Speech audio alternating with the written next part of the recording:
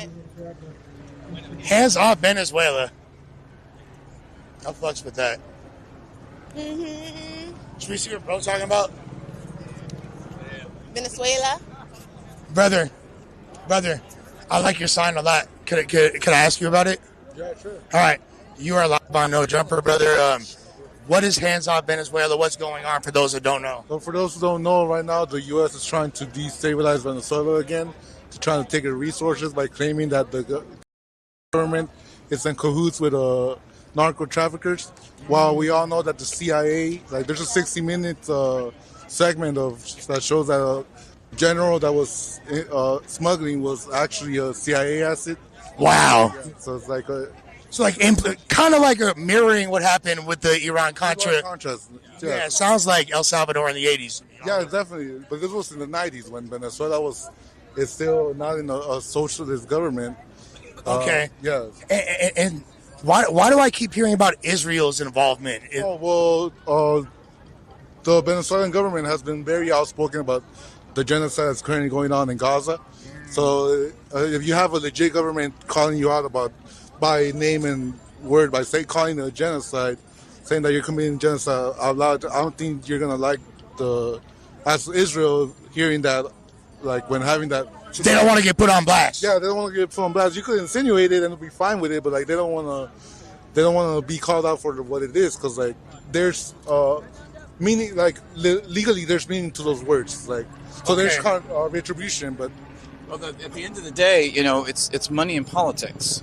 I mean, it doesn't matter where that money is coming from necessarily. I mean, there's lobbyist groups of all kinds. And, when Obama was president, the Supreme Court passed Citizens United, which put that on steroids. Right. Basically, it had already been in place, but now anything goes.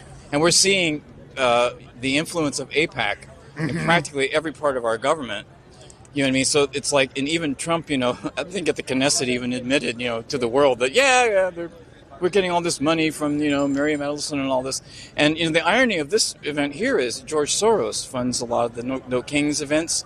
And he's technically, by principle, you could say he's a king. Yeah, a lot of money, like, is that the richest dude in the world, kind of? You know what I mean? So we really do need a government of action for working families. So this event is being funded by George Soros. Not just him, but not just him, but it's just the irony people of that nature. Yeah, that's super ironic. He's the more public figure, I guess, and all that. There's a lot of things that go on behind the scenes that we have no idea. Like I've been saying, these are all like Marvel supervillains, essentially. Yeah. Now, there's a large number of Venezuelan migrants in Chicago, and there's been a lot of controversy around that. What are your thoughts about that? Well, those are people, New York as well. New York, those are people that left Venezuela due to the sanctions and the blockade. Right. When the oil prices went down, the government couldn't no longer subsidize our businesses, so people had to leave to neighboring countries.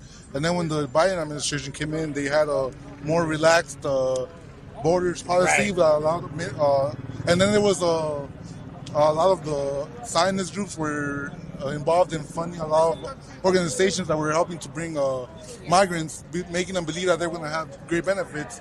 And what was the beneficiation of the Zionists to do that, though? How does that benefit them?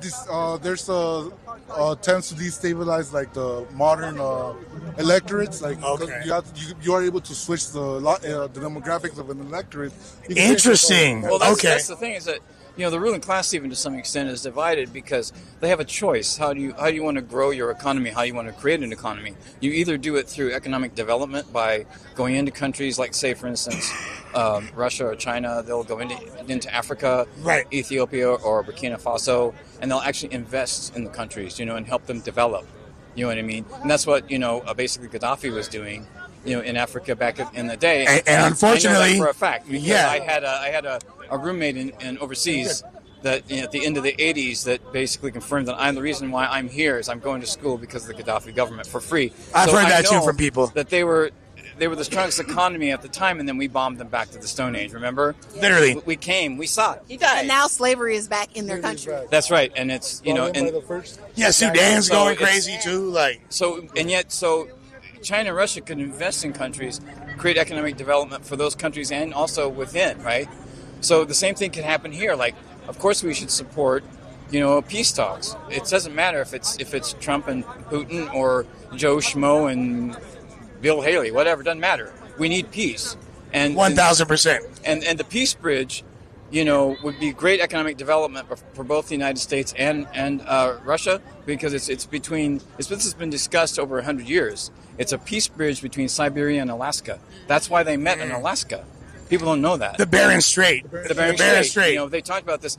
Stalin and FDR both thought that was a good idea back then, and it was over 100 years old. I think even Lincoln reconnecting Pangea is a very interesting concept. You've been very informative. Yeah, you guys are intelligent. Thank you so much for speaking with us today. I fucks with the movement. I'm actually now curious to look up more on the hands-off Venezuela. Yeah, and check out the Center for Political Innovation. Okay. One of the highest concentration of baddies in the world, by the way. Hands off Venezuela. And stop genocide and end the war in Ukraine. Mm-hmm. As soon as they got away from the IMF, everything started to go downhill in Venezuela. That's right. Shady business. And you know what? This is a very peaceful experience, and we appreciate y'all's energy. Yeah, thank you. Guys. Yeah. Thank you, guys. Come on, man. All right. No jumper. No jumper. Right now. Yeah. Just look up No Jumper on Instagram or anywhere. What are we doing? Lush, give us an incredible outro.